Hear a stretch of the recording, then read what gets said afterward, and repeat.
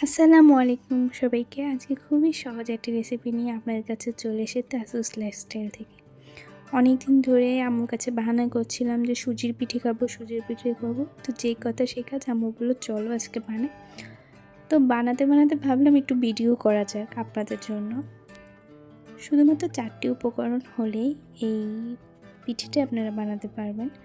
সেগুলো হলো সুজি, চিনি, এলাচ গুঁড়ো, নারকেল বাটা। আপনাদের সুবিধার জন্য কিন্তু আমি লিখেও দিয়েছি, আপনারা দেখতে পারেন। আর এই পিঠেটি বানাতে শুধুমাত্র 10 মিনিট লাগে।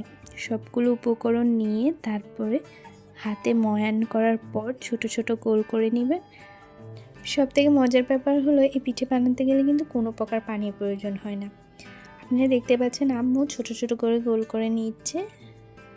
আর এই পুরো উপকরণগুলো দিয়ে মোট 16টা পিঠে বানানো যায়।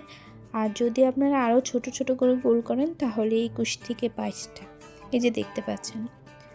আর এই পিঠেগুলো বানাতে গেলে হালকা আঁচে আপনারা অল্প পরিমাণ তেল দিয়ে ভাজতে হবে। ভাজার পর দেখতে ঠিক এমনটাই হবে। আপনারা যদি বাসায় এটা ট্রাই করেন অবশ্যই কমেন্টে জানাবেন যে কেমন হয়েছে, খেতে কেমন লেগেছে, এবং আমার চ্যানেলটিকে লাইক, কমেন্ট, শেয়ার এবং সাবস্ক্রাইব করতে ভুলবেন না।